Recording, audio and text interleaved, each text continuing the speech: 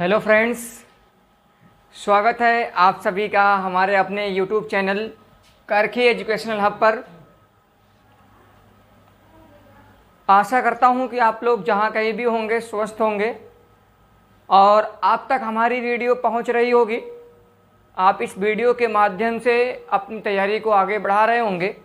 हम लोग class 10th science में पार्ट फिजिक्स को कवर कर रहे थे, फिजिक्स वाले पार्ट को देख रहे थे। इसमें चैप्टर नंबर 1 आपका चल रहा था जिसका नाम है light, reflection of light and refraction of light. तो लाइट क्या होती है ये आपको पहले बता दिया गया और आप अच्छे तरीके से जानते होंगे कि लाइट अगर ना हो तो हमें पूरा संसार या हमारे आसपास हर चीज़ें अंधेरे से ढकी हुई दिखाई देंगी और हमें वस्तुओं को पहचानने में दिक्कत होगी। उसके बाद हम रिफ्लेक्शन देखें कि रिफ्लेक्शन कैसे होता है लाइट का। तो हम पढ़ करके आगे टॉपिक बढ़ाए थे, उसमें पिछली कक्षा में हमने क्या पढ़ा, linear magnification of the spherical mirror. Magnification का मतलब मैं आपको बताऊं, मैग्नीफाई मतलब होता है बड़ा। जैसे छोटा खिलौना होता है बच्चों का, अगर उससे हमें बड़े आकार में देखना हो, उसको बड़े आकार में देखना हो तो हमें क्या करना पड़ेगा, उसके द्वारा जो इमेज बनेगी उसको मैग्नीफाई करना पड़ेगा। तो मैग्नीफाई किससे होगा, वो मिरर से होगा। किससे होगा, मिरर से। और आपकी आंख के लिए अगर देखा जाए तो आपकी आंख में लेंस होता है, लेंस का भी मैग्नीफिकेशन होता है, लेंस में भी मैग्नीफिकेशन होता है। तो जब आपको रिफ्रैक्शन पढ़ाया जाएगा तो आपको वहां पर भी मैग्नीफिकेशन बताया जाएगा। तो यहाँ पर मिरर का जो मैग्नीफिकेशन बताया गया, m = y2 अपान y1 = -v अपान u। यही आप NCERT बुक देखेंगे तो y2 और y1 की जगह पे h' अपान h मिलेगा। h' का मतलब साइज ऑफ इमेज और h का मतलब साइज ऑफ ऑब्जेक्ट।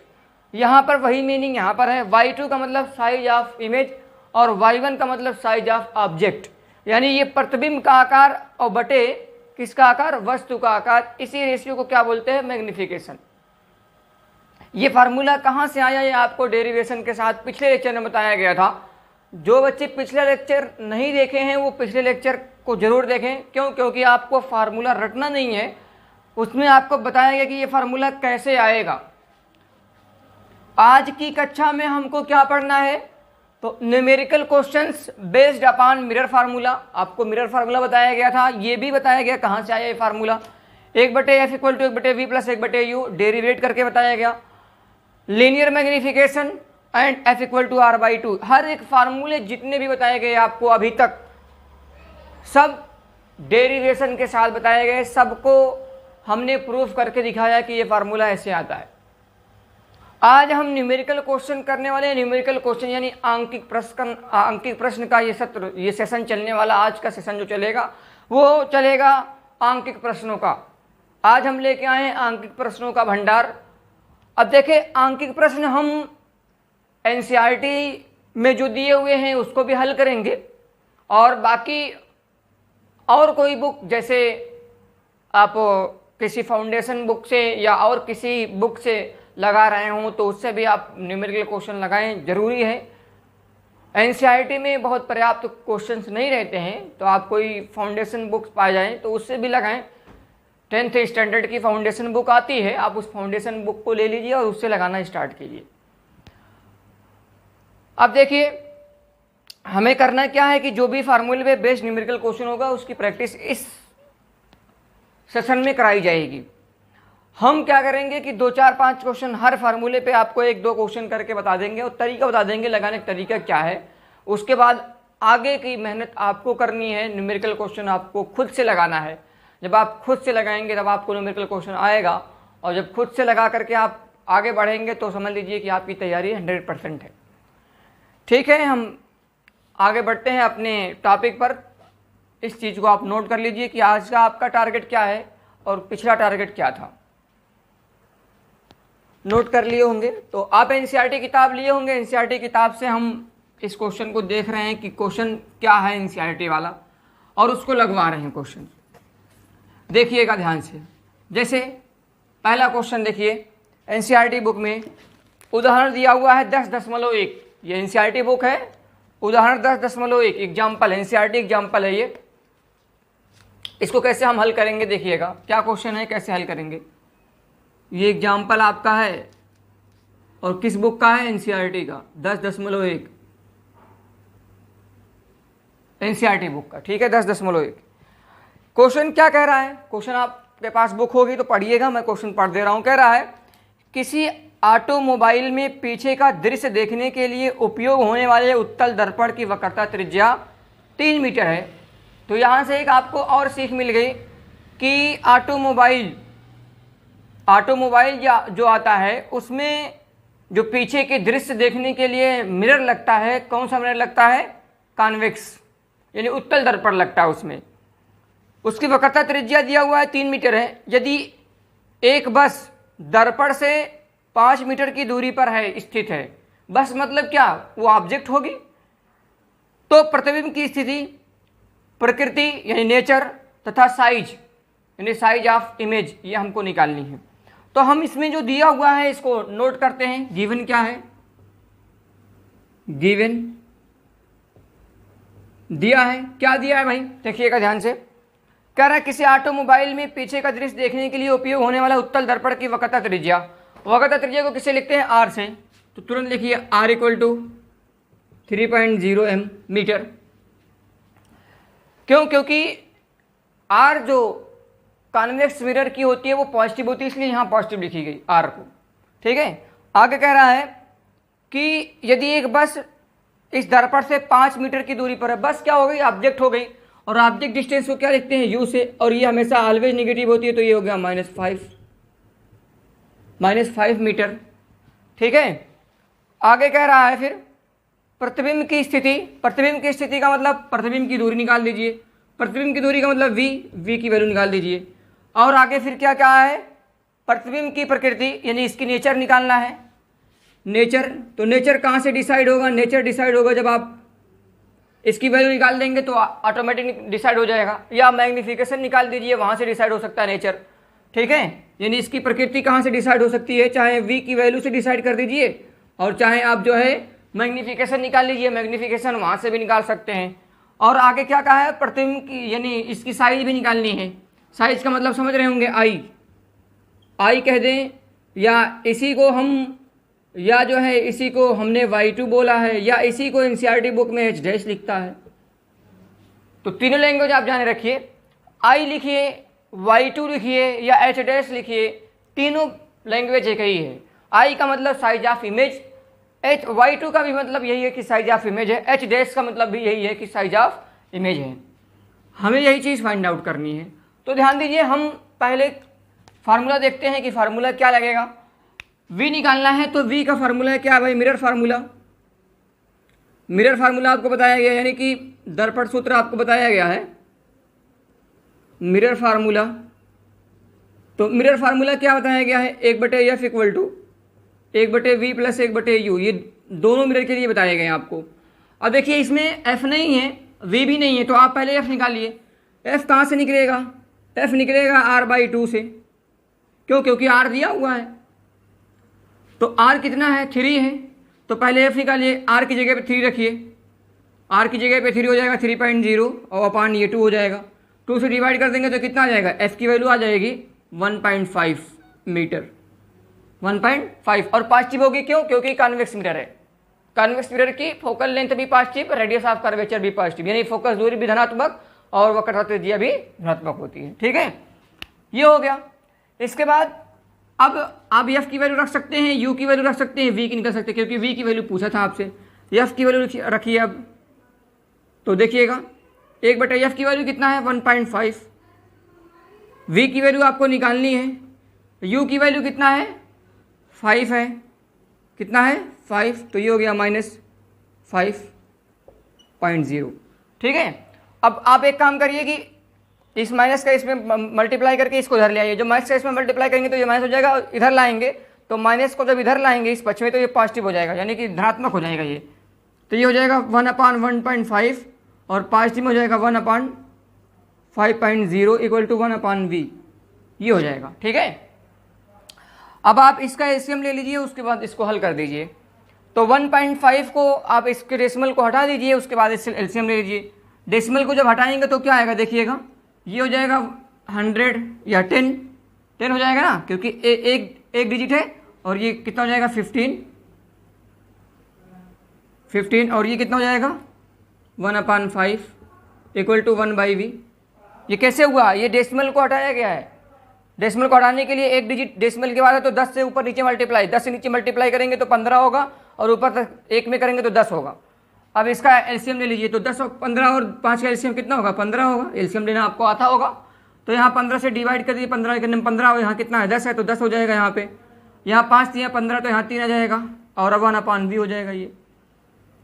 अब देखिए 10 3 13 हो गया, 13/15 हो गया, कितना हो गया 13/15। तो ये हो गया आपका 1/v इक्वल टू 13/15, 10 3 13/15। अब v चाहिए, 1/v नहीं चाहिए तो पलट दीजिए, तो v को पलटेंगे नीचे एक आ जाएगा, इसको पलटेंगे तो क्या आ जाएगा, ये आ जाएगा 15/13 आ जाएगा। अब डिवाइड करके देखिए, 15 में 13 से डिवाइड करिए तो 13 का नम 13, 2 बचेगा 26 हो जाएगा, 13 दूना 26, 2 बचेगा 20 हो जाएगा, 13 का नम 13 फिर एक बार जाएगा। उसके बाद कितना होगा 7 होगा ना, देखिएगा 7, तो 13 बचे 75, तो इस तरह से ये 5 बार जाएगा लगभग। और तो v की वैल्यू कितना आ जाएगी, v की वैल्यू आ गई 1.15 मीटर, 1.15 मीटर, ये v की वैल्यू आई। अब v की वैल्यू पॉजिटिव आई है तो इसका मतलब इमेज, ये जो इमेज डिस्टेंस आ गई v, अब v की वैल्यू पॉजिटिव आई है तो इमेज कैसा होगा। मैंने बताया था कि v की वैल्यू जब पॉजिटिव आएगी तो इमेज होगा वर्चुअल और इरेक्टेड। तो ये नेचर पता चल गया हमें, इसके पॉजिटिव साइन से हमें नेचर पता चल गया। इसका मतलब प्रकृति कैसी होगी, वर्चुअल होगी। वर्चुअल के साथ में और क्या आएगा, वर्चुअल के साथ में इरेक्टेड आएगा। क्या आएगा, इरेक्टेड आएगा। तो वर्चुअल होगी, इरेक्टेड होगा। और कॉन्वेक्स मिरर है तो जानते हैं कॉन्वेक्स मिरर में केवल वर्चुअल ही इमेज बनता है, तो वर्चुअल और इरेक्टेड हो गया। इससे भी हम पता लगा सकते हैं कि हमारा आंसर सही है। ठीक है, अब हमें चाहिए क्या, अब हमें चाहिए साइज ऑफ इमेज। तो साइज ऑफ इमेज के लिए आप मैग्नीफिकेशन पे चलिए। अब मैग्नीफिकेशन का फार्मूला क्या, देखिए m equal to I/O equal to V/U minus V/U, ये होता है फार्मूला इसका। अब हमें इसमें हर एक मान को रख देना है, जो भी मान इसमें दिया हुआ है उसके हर एक मान को रख देना है। तो हमें यहाँ से एक वैल्यू फाइंड आउट हो जाएगी, क्या वैल्यू आएगी, इसको I की वैल्यू आप फाइंड आउट कर सकते हैं यहाँ से। ठीक है, या m की वैल्यू फाइंड आउट कर लीजिए, उसके बाद आप ऑटोमेटिक ही बता देंगे कि क्या होगा। तो m की वैल्यू फाइंड आउट करने के लिए क्या करना पड़ेगा, I/O अगर लेंगे तो I भी नहीं पता है, O भी नहीं पता है, यही m इसके भी बराबर है, तो m बराबर माइनस V/U ले लीजिए, ये इसी पर रख दीजिए, आ जाएगा आंसर। m की वैल्यू आ जाएगी तो बता देंगे कि हाँ इतना गुना बड़ा होगा, क्योंकि m क्या है, मैग्नीफिकेशन है। और मैग्नीफिकेशन क्या बताता है, मैग्नीफिकेशन ये बताता है कि कोई इमेज वस्तु से कितना गुना भारी है, कितना गुना बड़ा है। ठीक है, ये मैग्नीफिकेशन बताता है। आप इसको नोट कर लिए होंगे और समझ गए होंगे। आगे बढ़ते हैं, देखिएगा अब इसको निकालते हैं हम m को। तो m को निकालने के लिए आप v रखिए पहले, m बराबर I/O बराबर माइनस V/U। तो हमें I/O से मतलब नहीं है, m निकालना है तो माइनस V/U से ही आ जाएगा। अब देखिए v की वैल्यू कितना है भाई, अभी आप निकाले थे 1.15 आई थी ना, तो 1.15 और नीचे ये माइनस है। u की वैल्यू कितना है, u की वैल्यू कितना है, u की वैल्यू दिया था 5, कितना दिया था 5.0, तो ये 5.0 हो गया, और डबल जीरो दिया था 5.00, ये हो गया। ठीक है, और ये माइनस में, तो ये माइनस माइनस क्या हो जाएगा प्लस, तो m की वैल्यू क्या आ जाएगी 1.15 अपान 5.00। तो अब आप क्या करिए, अब इसको भाग करके देख लीजिए, जितना है वही आंसर हो जाएगा। तो m की वैल्यू आ जाएगी, कितना आ जाएगी, भाग करके देखिए, तो ये आ जाएगा 0.023। तो इसका मतलब इतना गुना क्या है, इतना गुना बड़ा है। ठीक है, तो यहाँ लिख सकते हैं हम। अब क्या लिख सकते हैं, स्थिति तो पता चल गई थी, नेचर भी पता चल गया और साइज भी पता चल गई। साइज क्या है, ये इतना गुना क्या है, बिंब जो है वो बिंब यानी वस्तु बस जो है बस वह इतना गुना इससे क्या है, मैग्नीफाई है। ठीक है, तो आप यहाँ रख सकते हैं और लिख भी सकते हैं। क्या लिख सकते हैं, सबसे पहले तो ये होगा कि प्रतिबिंब कैसा बना था, प्रतिबिंब कैसा था, आभासी ना। आभासी का मतलब क्या था, वर्चुअल, और वर्चुअल के साथ में क्या आएगा, सीधा सीधा। तथा साइज में क्या होगा, साइज में बिंब से, बिंब देखिए कितना था, 5.0 पे था ना, 5.0 डिस्टेंस पे था। ठीक है, और ये 0.23 पे आया है, तो इसका मतलब ये क्या है, बिंब से छोटा है।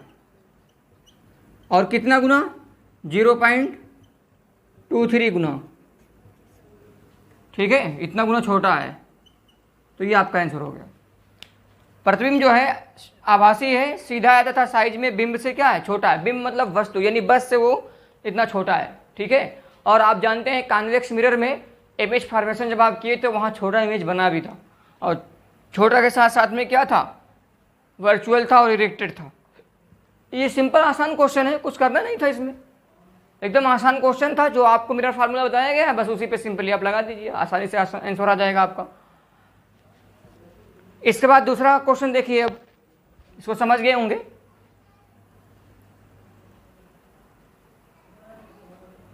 देखिए दूसरा एग्जाम्पल देखिए, इसका 10.2 एग्जाम्पल देखिए। एग्जाम्पल 10.2 एनसीईआरटी का एग्जाम्पल है 10.2।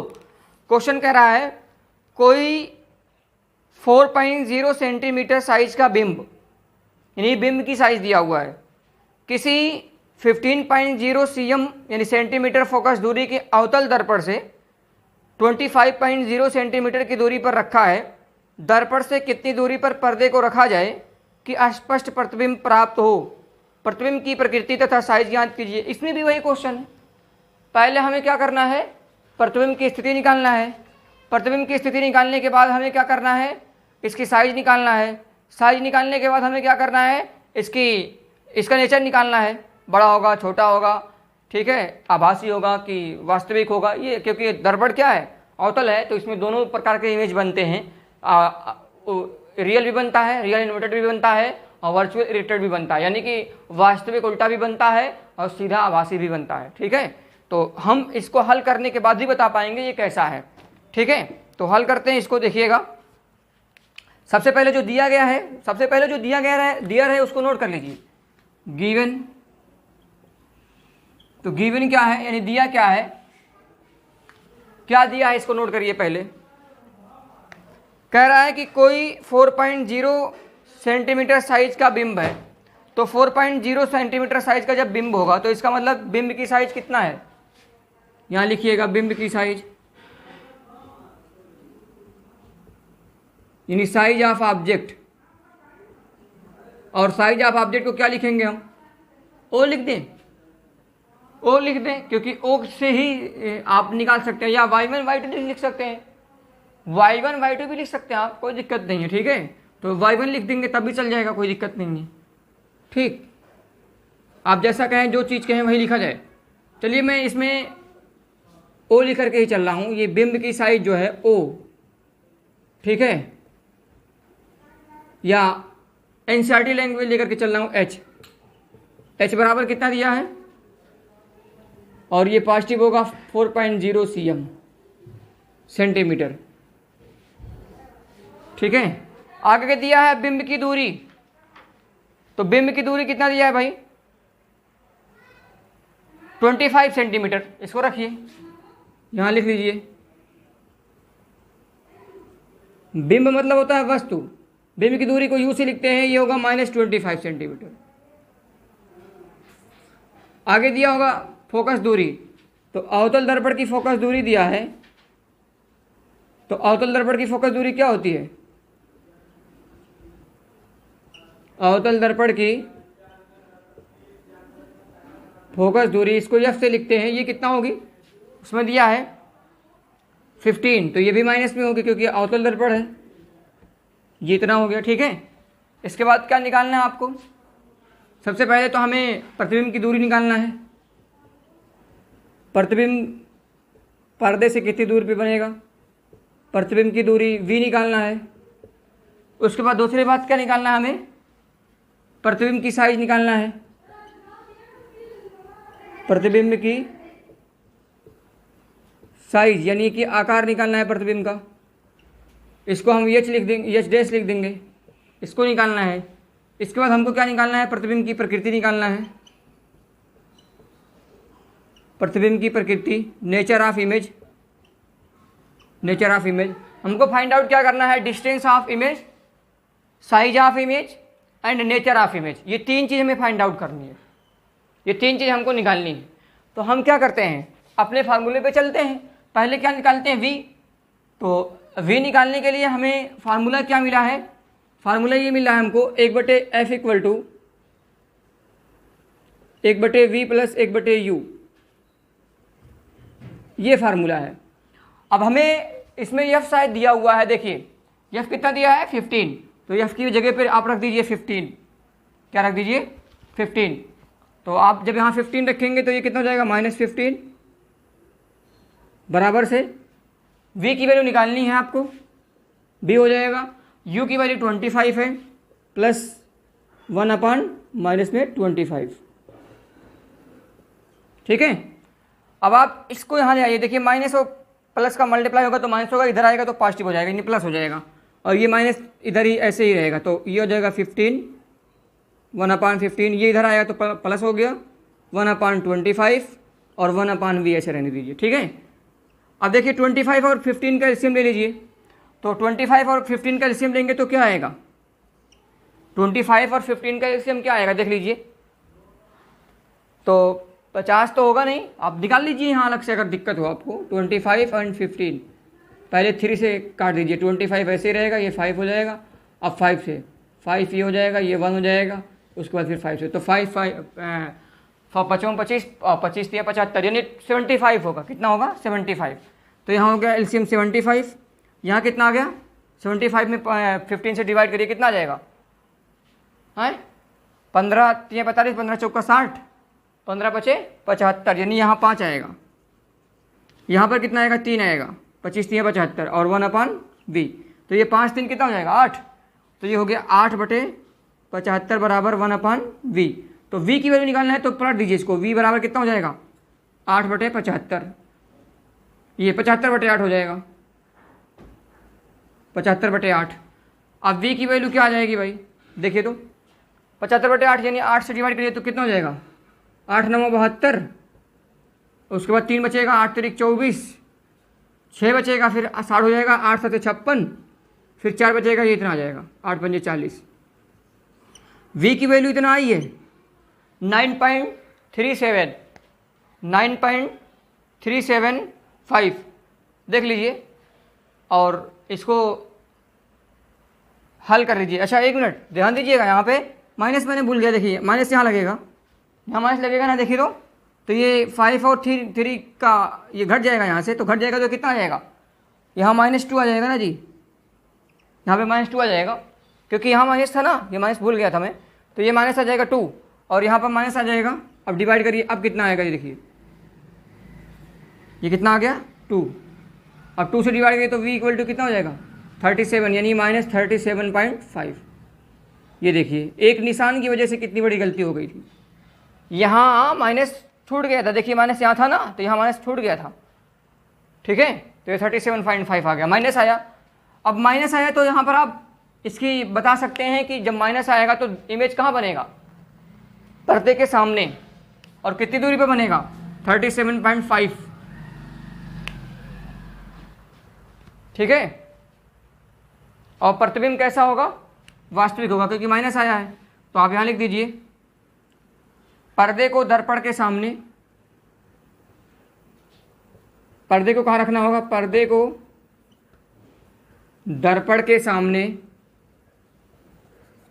दर्पण के सामने 37.5 सेंटीमीटर की दूरी पर रखना होगा, तब आपको इमेज ऐसा मिलेगा। और इमेज कैसा होगा? वास्तविक होगा। तो इसके साथ में वास्तविक के साथ में क्या आएगा? उल्टा, यानी कि रियल और इन्वर्टेड होगा, रियल और इन्वर्टेड। अब आप आवर्धन निकाल दीजिए, इसका मैग्नीफिकेशन निकाल लीजिए, नोट कर लीजिए इसको। उसके बाद मैं मैग्नीफिकेशन निकाल के बताता हूँ, क्योंकि मैग्नीफिकेशन निकालेंगे तो वहाँ से ये बन जाएगा आपको कि कितना गुना भारी आएगा, ठीक है, कितना गुना बड़ा आएगा इमेज, ये पता चल जाएगा मैग्नीफिकेशन से। तो मैग्नीफिकेशन निकालिए अब, यानी आप एच डैश निकाल लिए। ये पता चल गया ना, प्रतिबिंब की प्रकृति पता चल गई कैसी है, वास्तविक तथा उल्टा है, ठीक है। अब यही एच डैश पता करना है, ठीक है। देखिए एच डैश कैसे पता होगा? अब एच डैश पता करने के लिए आपको मैग्नीफिकेशन का फार्मूला लगाना होगा। अब मैग्नीफिकेशन बताया गया आपको, मैग्नीफिकेशन बताया गया है। देखिए मैग्नीफिकेशन का फार्मूला क्या है, m equal to h dash upon h equal to minus v upon u, यही है ना जी। एच डैश अपान एच लिखिए या y2 अपान y1 लिखिए या i अपान o लिखिए, बातें कही है। तो हमें फाइंड आउट क्या करना है? हमें फाइंड आउट करना है एच डैश। एच दिया हुआ है, एच दिया हुआ है, वी दिया हुआ है, यू दिया है, तो हम एच डैश आराम से फाइंड आउट कर सकते हैं। तो देखिए एच डैश हमको निकालना है, एच कितना है 4, तो ये हो जाएगा 4.0 इक्वल टू वी कितना आया है, वी आया 37.5, तो ये हो जाएगा 37.5। और यू कितना आया है, यू, और वी देखिए माइनस में दिया है तो ये माइनस हो जाएगा, माइनस पहले से है, और ये हो जाएगा 37.5। उसके बाद फिर यू कितना है, ये भी माइनस में है, ये 25.0 है, और ये भी माइनस में है। तो कुल मिलाकर के देखिए 3 बार माइनस है तो ये माइनस हो जाएगा, ठीक है। माइनस एक बार माइनस प्लस होगा, फिर ये माइनस हो जाएगा, ठीक है। तो अब देखिए यहाँ आप क्या हल कर सकते हैं, h dash upon 4.0 equal to minus 37.5 upon 25.0, ठीक है।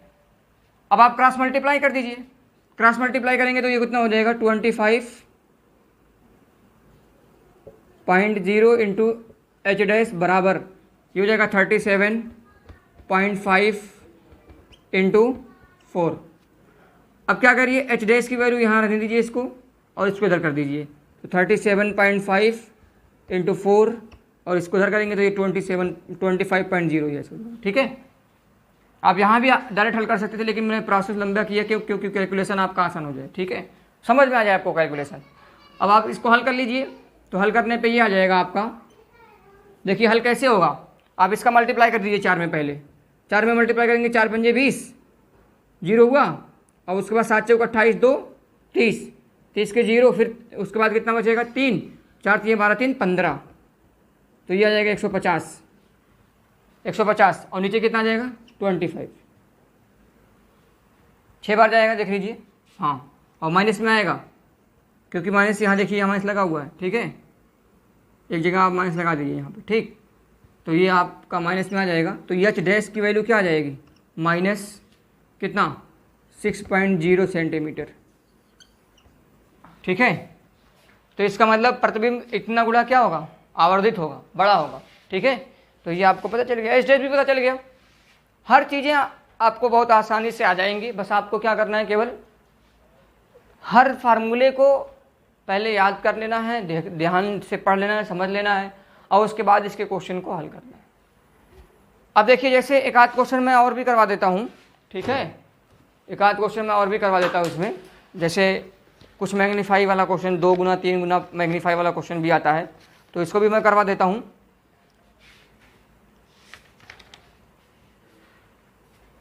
जैसे हाँ, इस क्वेश्चन को देखिए, 2014 यूपी बोर्ड में आया हुआ क्वेश्चन था 2014 में।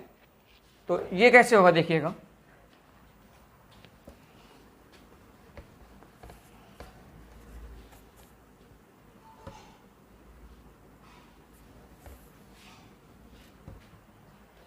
क्वेश्चन कह रहा है एक उत्तल दर्पण से 25 सेंटीमीटर दूर रखी वस्तु का प्रतिबिंब वस्तु की लंबाई का आधा होता है।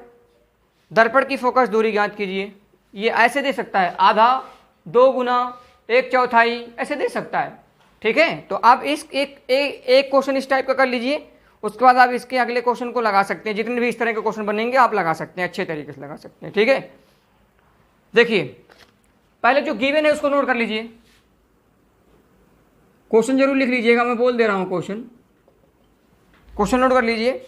एक उत्तल दर्पण से 25 सेंटीमीटर दूर रखी वस्तु का प्रतिबिंब, एक उत्तल दर्पण से 25 सेंटीमीटर दूर रखी वस्तु का प्रतिबिंब वस्तु की लंबाई का आधा होता है। दर्पण की फोकस दूरी ज्ञात कीजिए। देखो ये जो वस्तु की लंबाई का आधा है, ये क्या है? ये मैग्निफिकेशन है। ये क्या है? मैग्निफिकेशन है। तो मैग्निफिकेशन आपको दिया, यानी रेखीय आवर्धन दिया हुआ है, और रेखीय आवर्धन को किससे लिखते हैं? m से। ये कितना दिया है? +1/2 आधा है ना। आधा का मतलब क्या होता है? 1/2। अब देखिए उसके बाद हमें क्या निकालना है? हमें निकालना है फोकस दूरी। ठीक है ना, दर्पण की फोकस दूरी निकालना। और क्या दिया है? 25 सेंटीमीटर दूर रखी वस्तु का, तो वस्तु की दूरी दी हुई है, यानी यू भी दिया हुआ है। तो वस्तु की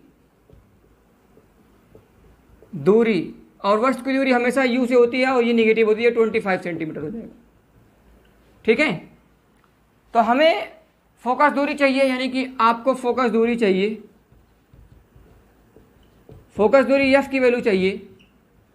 तो एफ की वैल्यू कहाँ से आ सकती है? देखिए 1/f बराबर 1/v + 1/u, यहाँ से।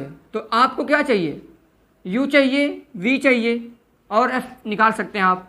तो u तो है लेकिन v नहीं है। v निकालने के लिए फार्मूला मैग्निफिकेशन का लगाइए पहले, m = -v/u से। ये आपको बताया गया था। m की वैल्यू कितना है? +1/2 है, तो 1/2 लिखिए। v की वैल्यू आपको नहीं पता है, निकालनी है। तो देखिएगा ये -v ऐसे रहने दीजिए। u की वैल्यू कितना है? -25 है, तो ये माइनस से माइनस पर कट जाएगा, प्लस में आ जाएगा। तो ये कितना हो जाएगा? 2v = 25, तो v = 25/2, तो v बराबर कितना आ जाएगा? 12.5 सेंटीमीटर। और v की वैल्यू पॉजिटिव आ रही है, v की वैल्यू पॉजिटिव आ रही है। इसका मतलब क्या है? इमेज कैसा है? और दर्पण कौन सा है? उत्तल है ना, उत्तल दर्पण। इसका मतलब इमेज कैसा है? इसका मतलब इमेज जो है वो वर्चुअल है और इरेक्टेड है। क्यों? क्योंकि v की वैल्यू पॉजिटिव आई है। अब आप f निकाल सकते हैं आराम से, 1/f। v की वैल्यू कितना आ गई भाई? 12.5 प्लस 1/, ये कितना हो जाएगा? 25। हल कर दीजिए, इसी को हल करके जो आएगा वही आंसर हो जाएगा।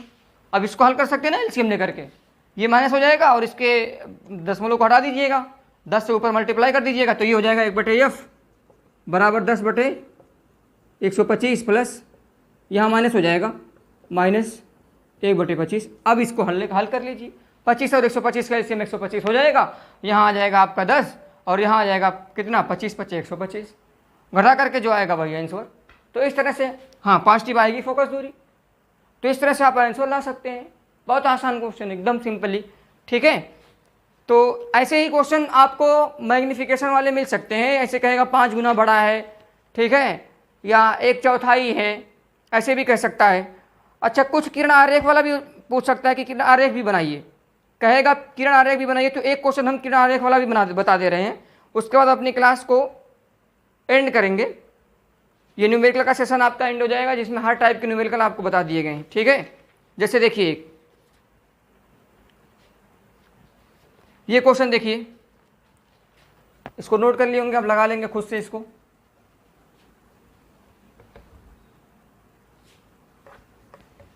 एक ये भी कह सकता है कि किरण आरेख भी बनाइए इसका।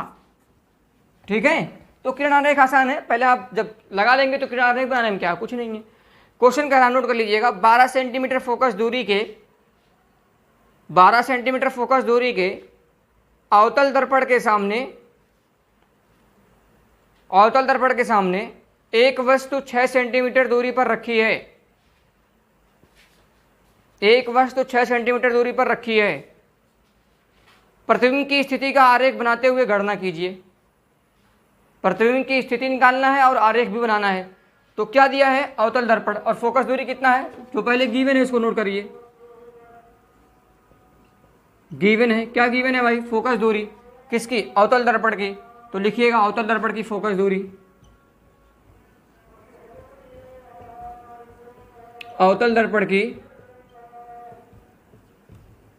फोकस दूरी, इसको एफ से लिखेंगे, निगेटिव होगी, कितना दिया है 12 यानी 12 सेंटीमीटर, ये 12 सेंटीमीटर हो गया। ठीक है, आगे कह रहा है कि सामने एक वस्तु 6 सेंटीमीटर दूरी पर रखी है, यानी वस्तु की दूरी दी हुई है, वस्तु की दूरी, और वस्तु की दूरी को किससे लिखते हैं, u से। तो u बराबर -6 सेंटीमीटर, क्योंकि वस्तु की दूरी हमेशा नेगेटिव होती है। यह आपको साइन कन्वेंशन बताया गया, जब तक साइन कन्वेंशन नहीं जानेंगे तब तक आपको कुछ नहीं आएगा। आप सूत्र देख लीजिए, जो आपको निकालना क्या है, v प्रतिबिंब की दूरी, प्रतिबिंब की दूरी, क्योंकि प्रतिबिंब की दूरी पता चल जाएगी तो हम किरण आरेख बना सकते हैं इसका, v की वैल्यू। प्रतिबिंब की दूरी अगर पता चल गई तो हम किरण आरेख इसका बना सकते हैं।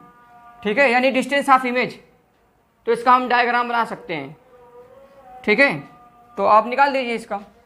देखिए 1/f बराबर 1/v प्लस 1/u, एफ दिया हुआ है कितना भाई, -20, v आपको निकालना है, प्लस u कितना दिया है, -6। इसको इधर ले आइए, माइनस, ये प्लस माइनस माइनस हो जाएगा, ये इधर आएगा प्लस हो जाएगा। ठीक है, तो ये हो जाएगा 1/-12 और प्लस 1/6 बराबर 1/v। 12 और 6 का एलसीएम 12 हो जाएगा, यहाँ आ जाएगा 1, यहाँ आ जाएगा 2, -1 + 2। ठीक है, और बराबर से 1/v। अब ये कितना हो जाएगा, 1 हो जाएगा प्लस में, और ये 12, तो इसका मतलब ये हो जाएगा 1/v बराबर 1/12 प्लस में, तो v बराबर कितना आ जाएगा, 12 सेंटीमीटर। इसका मतलब इमेज 6 सेंटीमीटर पे होगी और प्रतिबिंब उसके 2 गुने दूरी पर बनेगा, 12 सेंटीमीटर दूरी पर। और पॉजिटिव आया है, इसका मतलब इमेज कैसा बनेगा, आभासी सीधा। और आभासी सीधा अगर इमेज बन रहा है तो ये किसके पीछे बनेगा, दर्पण के पीछे।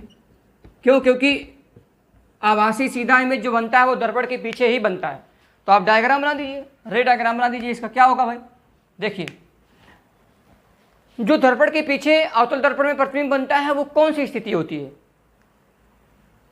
इमेज फॉर्मेशन पढ़े हैं, पढ़ाया गया आपको।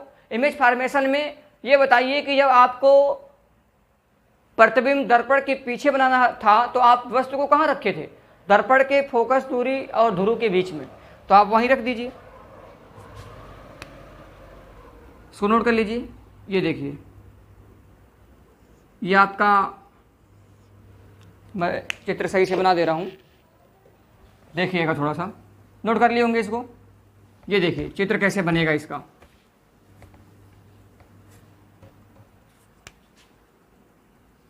ये आपका दर्पण हो गया, अवतल दर्पण है यानी कॉनकेव मिरर है। इसकी इमेज की कंडीशन जो दिखाई जाती थी, P हो गया, F हो गया, F और C। वस्तु को कहाँ रखना है, यहाँ पर। क्यों, क्योंकि इमेज पता चल गया कैसा है। वास्तविक और आभासी इमेज केवल यहीं से बना था। ठीक है, तो यहाँ प्रकाश किरण ऐसे जाएगी, फोकस से होके जाएगी। दूसरी प्रकाश किरण जो वक्रता केंद्र से होके जाएगी, सीधे अपने रास्ते से निकल आएगी टकराने के बाद। ये देखिए,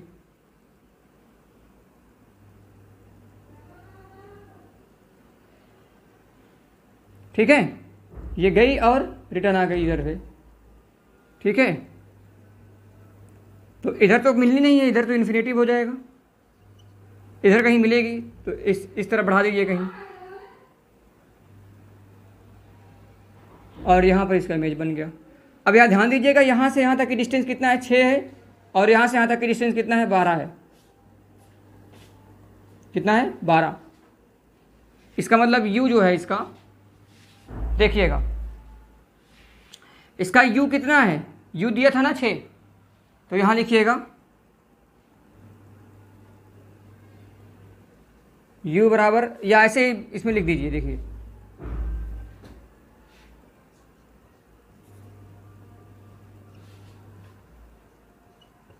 ठीक है 6 सेंटीमीटर, और ये माइनस में होगी, माइनस लिखिए चाहे लिखिए कोई बात नहीं, इधर की डिस्टेंस माइनस की हो, और इधर लिखिए ये वाली डिस्टेंस दिखा दीजिए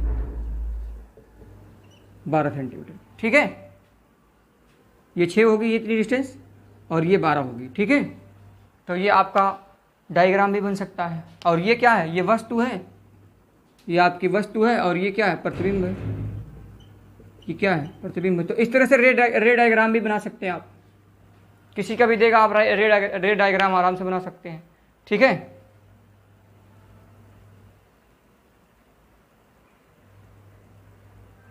और आपको बताया गया है कि जो भी डिस्टेंस मापनी है वो पोल से ही मापनी है, तो पोल से 12 सेंटीमीटर होगा, ठीक है। तो आपने हर टाइप के क्वेश्चन को देख लिया, यानी कि जितने टाइप के क्वेश्चन बन सकते थे एनसीईआरटी के हों चाहे वो किसी दूसरे बुक के हों, आपको डायग्राम का भी क्वेश्चन बताया गया, आपको मैग्नीफाई वाला क्वेश्चन भी बताया गया, आपको हर एक टाइप का क्वेश्चन बता करके हर एक टाइप का आंसर भी निकलवाया गया, ठीक है। तो हम अब अपना सत्र यहीं पे समाप्त करते हैं, और आशा करता हूं कि आपको हर एक चीज़ें इसमें समझ में आई होगी। अगर कोई दिक्कत आपको हो रही है तो आप न्यूमेरिकल का प्रैक्टिस करिए, जो क्वेश्चन नहीं आता है आप उसको हमारे टेलीग्राम चैनल पर भेज सकते हैं। टेलीग्राम चैनल की लिंक वीडियो के डिस्क्रिप्शन में दी रहेगी, आप वहां से ज्वाइन कर सकते हैं और वहां से अपने क्वेश्चन को पूछ सकते हैं, अपने डाउट को दूर कर सकते हैं। तो तब तक के लिए आप अपना ख्याल रखें। अब हम नेक्स्ट वीडियो में नेक्स्ट और नए टॉपिक के साथ मिलेंगे, जिसमें आपको ये पढ़ाया जाएगा कि अपवर्तन क्या होता है, अपवर्तन जिसमें रिफ्रैक्शन ऑफ लाइट। अब वहाँ पर आप बहुत सी घटना देखेंगे जो आपके आसपास में होती है। तो आप नए टॉपिक के साथ मिलेंगे नए लेक्चर में, तब तक के लिए धन्यवाद, थैंक यू।